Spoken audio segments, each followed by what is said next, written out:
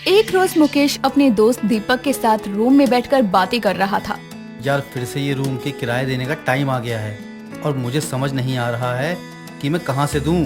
सारे पैसे खत्म हो चुके हैं, तनख्वाह भी अभी तक नहीं मिली है। अरे मुकेश, तू इतनी चिंता मत किया कर, मैं हूं ना, मैं भर दूंगा रूम का किराया इस बार। क्या सच में तू भर देगा किराया? तूने ये बात बोलकर मेरी आधी से ज्यादा चिंता खत्म कर दी। कोई बात नहीं, मुझे तू अपना दोस्त समझ, और आज से तो मैं भी तेरे साथ ही इसी कमरे में रहूंगा, क्योंकि आज से मैं तेरा रूममेट हूँ। अच्छा, ये तो बहुत अच्छी बात है। कोई तो सही इंसान आया जिसके साथ रहकर मजा आएगा। अरे यार तू मजे ले, टेंशन मत लिया कर, मैं तुझे पूरे मजे करवाऊंगा।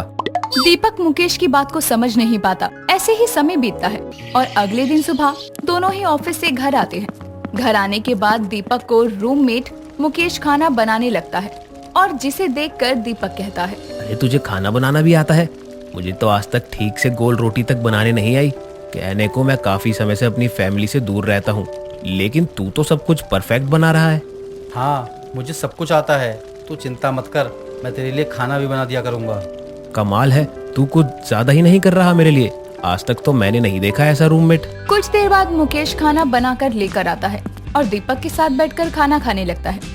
खाना खाने के बाद दोनों कमरे में सोने के लिए जाते हैं। दीपक मुकेश को कहता है, देख भाई, ये एक ही बेड है जिस पर हम दोनों को सोना होगा, तुझे कोई दिक्कत तो नहीं है ना? नहीं नहीं, मुझे कोई दिक्कत नहीं है एक बेड पर सोने से। वैसे अगर तुझे दिक्कत होती भी तो क्या करता, सोना तो फिर भी तुझे इसी पर पड़ता ना। चल आजा अब। कुछ देर बाद दोनों सो जाते हैं उस बेड पर एक साथ। आधी रात को मुकेश दीपक को अपनी बाहों में भरकर उसके चिपक जाता है। तभी दीपक की आंख खुल जाती है और वो मुकेश को लात मारते हुए उससे कहता है, ओए ये क्या कर रहा था तू? ऐसे कौन सोता है साले? मैं तेरी बंदी नहीं हूँ, और तुझे तेरी गर्लफ्रेंड की इतनी ही याद आ रही है तो उसके पास जाकर सो जा। नहीं नहीं, वो मैं नींद में था तो बस इसलिए, मुझे पता भी नहीं चला कि मैं कुछ गलत कर रहा हूँ। अब मुझसे दूर होकर सोया कर। चल चल, कोई बात नहीं, तू भी नींद में था, पर आगे से ध्यान रखियो, मुझे ये सब पसंद नहीं है। हाँ हाँ, आगे से नहीं होगा ऐसा कुछ भी। ऐसे ही समय बीतता है। दीपक आज फिर रात को सोने जा रहा था। आज दीपक बेड पर अपनी तरफ पिलो को लगाने लगता है, जिसे देखकर मुकेश कहता है, ये क्या कर रहा है तू? इन पिलो को ऐसे क्यों लगा रहा है? वैसे ही बेड पर जगह कम है, तूने ये पिलो लगा दिया। क्या करूं, तेरी हरकतें ही ऐसी है। आधी रात को तू मेरी घरवाली जो बन जाता है। अरे और मुझे अभी घरवाली की जरूरत है नहीं, और इस पिल्लो से आगे आया ना तो बेटा ऐसी लात मारूंगा ना, सीधा रूम से बाहर जाएगा। मुकेश दीपक के पास जाता है और उसके पास जाकर उससे कहता है, भाई तू ऐसा निकला, गद्दारी करेगा अब तू? मुझे तेरे साथ ऐसे सोने में मजा आता है, सोने दिया करना। ओए ओए, दूर रहा कर मुझसे, तेरे इरादे कुछ ठीक नहीं लग रहे, तू मार खा के मानेगा। ठीक है भाई, नहीं आऊंगा पास। रात होती है और दोनों सो रहे होते हैं। आज फिर आधी रात को मुकेश पिलो को बीच में से हटाते हुए दीपक को बाहों में भर लेता है। दीपक उठकर बैठ जाता है और मुकेश को भी उठाकर बैठा देता है और फिर मुकेश को कहता है, क्या चाहता है भाई तू? तेरा रोमांस खत्म हो गया है तो अब मैं चैन से सो जाऊं? कल सुबह ऑफिस भी जाना है भाई। सॉरी भाई यार, मैं नींद में था, पता नहीं चला, सपनों में खोया हुआ था, बगल में कौन है भूल गया था। चल एक काम करता हूँ, तू यहाँ सो जा, मैं नीचे सो जाता हूँ। मुकेश बेडशीट लेकर जमीन पर सोने चला जाता है। मुकेश जमीन पर सोते हुए अपने मन में कहता है, मैं कैसे बताऊं दीपक को कि मैं उससे कितना प्यार करता हूँ? कहीं वो ये सब कुछ जानकर मुझे छोड़ ना दे। ऐसे ही समय बीतता है। दीपक अभी भी नहीं समझ पाता कि मुकेश उसके बारे में क्या सोचता है। एक दिन ऐसे ही मुकेश और दीपक साथ में बैठकर बियर पी रहे थे। तभी मुकेश दीपक से पूछता है, अच्छा दीपक, तुम्हारी कोई गर्लफ्रेंड रही है जिसको तुमने बहुत प्यार किया हो? गर्लफ्रेंड?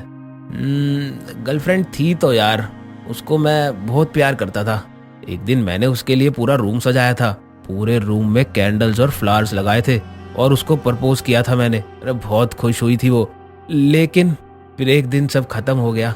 अब कभी कभी मैं ये सोचता हूँ कि काश कोई मुझे भी उसी तरह प्रपोज करे यार। अगर तुम्हें किसी ने इस तरह से प्रपोज किया तो क्या तुम उससे प्यार करने लगोगे? हाँ, शायद कर भी लूं। दोनों देर रात तक बातें करते हैं। फिर कुछ देर बाद दीपक जाकर बेड पर सो जाता है। मुकेश आज फिर जमीन पर अपना बिस्तरा करता है और वहीं सोता है। दीपक की कही हुई बातें सोचकर वो मन में कहता है, अब मुझे भी पता चल गया है कि दीपक को कैसे अपने दिल की बात बतानी है। ऐसे ही समय बीतता है और दीपक सुबह ऑफिस चला जाता है। दीपक के ऑफिस चले जाने के बाद मुकेश मार्केट जाता है। मार्केट से बहुत सारे कैंडल, रोज, चॉकलेट, केक लेकर आता है और अपने रूम को सजाने लगता है। वो अपने कमरे को पूरी तरह सजा के रात का डिनर बनाने लगता है। ऐसे ही कुछ वक्त बीतता है और दीपक ऑफिस से रूम पर आता है। दीपक रूम नॉक करता है और मुकेश दरवाजे की आवाज सुनकर गेट खोलने आता है। दीपक जैसे ही रूम में घुसता है, पूरा रूम डेकोरेट देखकर मुकेश को कहता है, ये रूम इतना सजा क्यों रखा है तूने? तेरी बंदी आने वाली है क्या? पहले बता देता तो मैं आज कहीं बाहर ही रुक जाता। वैसे रात में रुकेगी तो नहीं ना?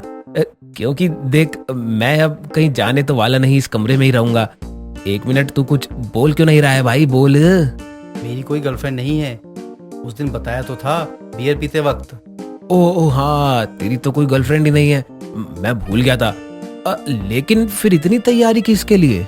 तेरे लिए किया है मैंने ये सब। तूने कहा था ना कि तू चाहता था कि कोई तुझे इस तरह से प्रपोज करे, इसलिए मैंने ये सब कुछ तेरे लिए किया है। साले तू पागल है क्या? तू क्यों करेगा ये सब मेरे लिए? मुझे ये सब पसंद है, ये कहा था मैंने, लेकिन ये भी कहा था कि कोई लड़की करे मेरे लिए ये सब। और साले तू कोई लड़की है, तेरे साथ ये सब थोड़ी फील करूंगा मैं। हाँ, पर मैं तुझसे प्यार करता हूँ।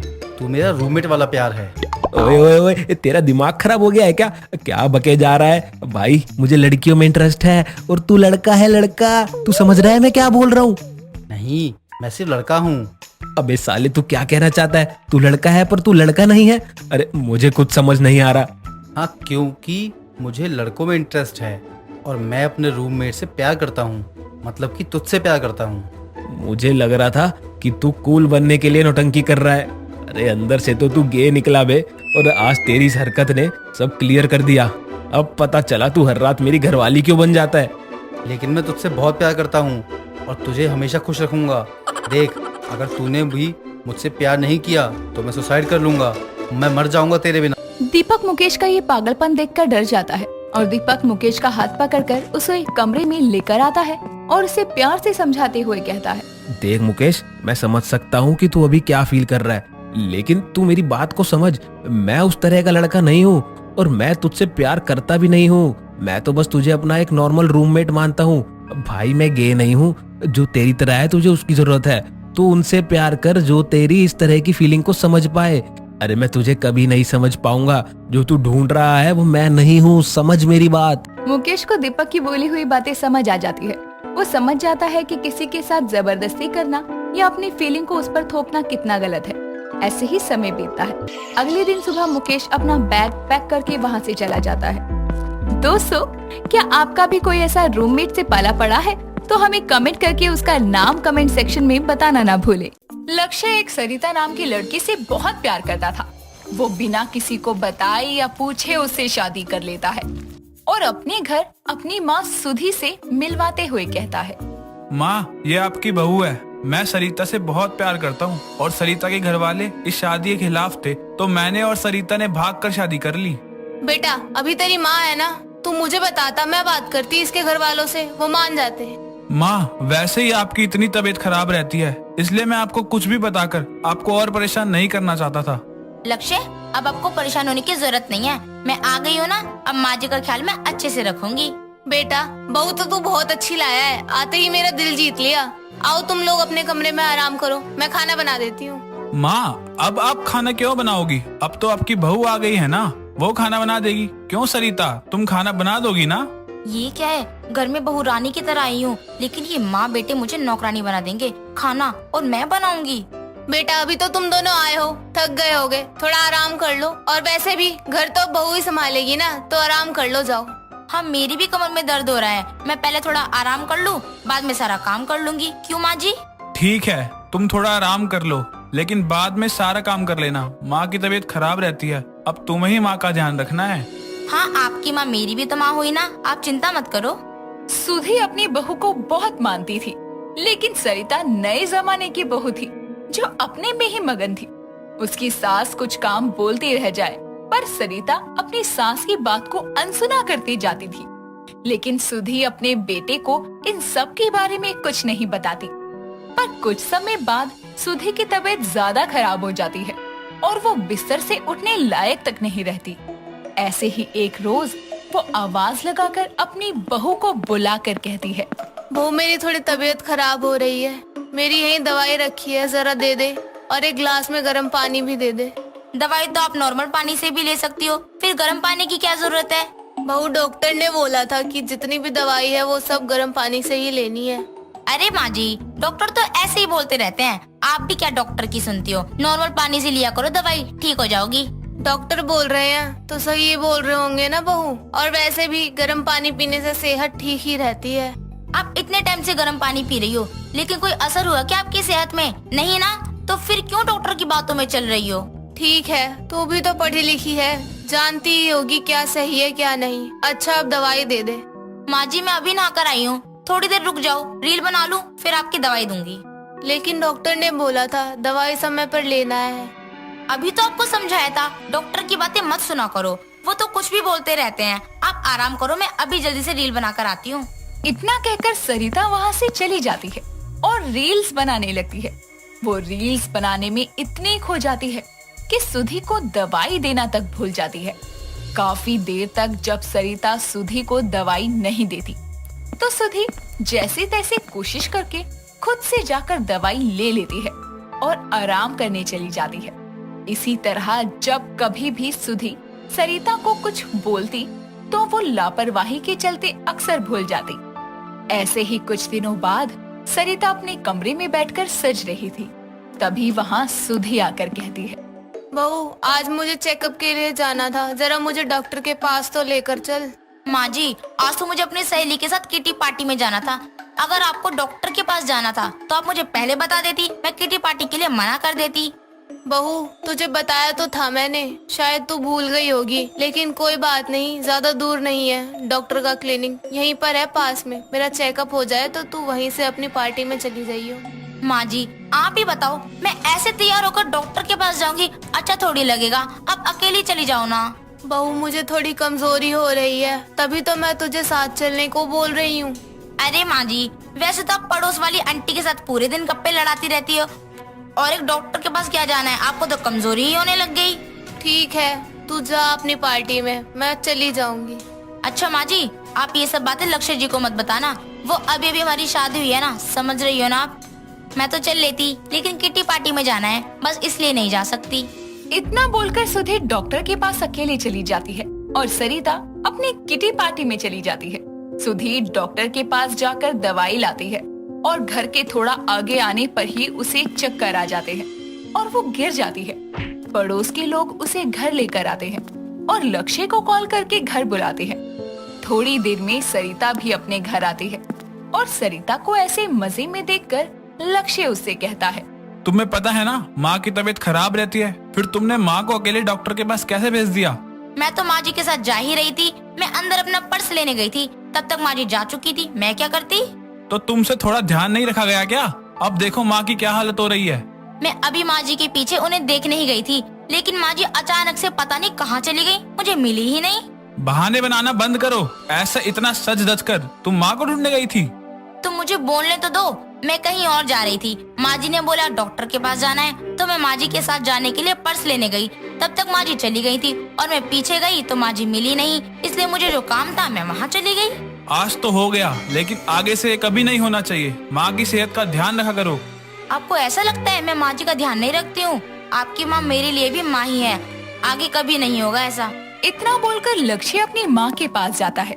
सरिता लक्ष्य की बातें सुनने के बाद कुछ दिन तक तो सुधी का बहुत अच्छे से ख्याल रखती है, लेकिन कुछ दिनों बाद फिर से वही सब शुरू हो जाता है।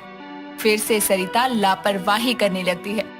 कुछ दिनों बाद सुधी के सर में बहुत तेज दर्द होता है और वो सरिता से कहती है, बहू, सर दर्द हो रहा है, दवाई ले आ। माँ जी, आपको तो हमेशा कुछ ना कुछ होता ही रहता है, यहीं रुको मैं दवाई लाती हूँ। सरिता सुधी के लिए दवाई लेने जाती है और वहाँ नींद की गोलियां भी रखी थी।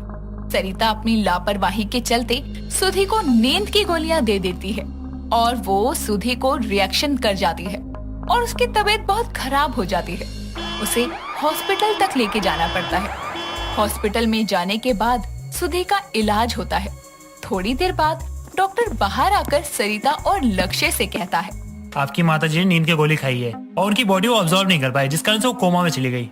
लेकिन ये कैसे हो सकता है? मैंने तो माँ जी को सरदर्दी की दवाई ला कर दी थी। वो तो आपको ही पता होगा ना, लेकिन हमें उनके टेस्ट में जो पता लगा है हम वो बता रहे हैं। डॉक्टर, मेरी माँ कब तक ठीक हो सकती है? ये तो कुछ कहा नहीं जा सकता है। तुम्हारी लापरवाही की वजह से आज मेरी माँ कोमा में चली गई। मुझे तुम्हारी शक्ल से नफरत हो गई है। चली जाओ यहाँ से। मुझे माफ कर दो, अगर मैंने सावधानी रखी होती तो ऐसा कुछ नहीं होता। मैंने बोल दिया ना, तुम यहाँ से चली जाओ। मेरी माँ को हॉस्पिटल तो ला ही दिया है, अब और क्या करना चाहती हो? मुझे एक मौका दे दो, मैं आपको शिकायत का कोई मौका नहीं दूंगी। मुझे मेरी गलती समझ आ गई, अब मैं माँ जी का बहुत ही अच्छे से ख्याल रखूंगी। सरिता लक्ष्य को बहुत मनाती है और कई मिन्नतों के बाद लक्ष्य उसे माफ कर देता है। सरिता को अब अपनी गलती का दिल से एहसास था और वो अपनी सास का खूब ख्याल रखती है, समय समय पर दवाई भी देती है और धीरे धीरे उसकी सास की सेहत दुरुस्त हो जाती है। अब सरिता उससे भी अपनी गलती की माफी मांगती है और उसके बाद बिना लापरवाही के अपनी सास के साथ रहकर बहू होने का असली फर्ज निभाती है।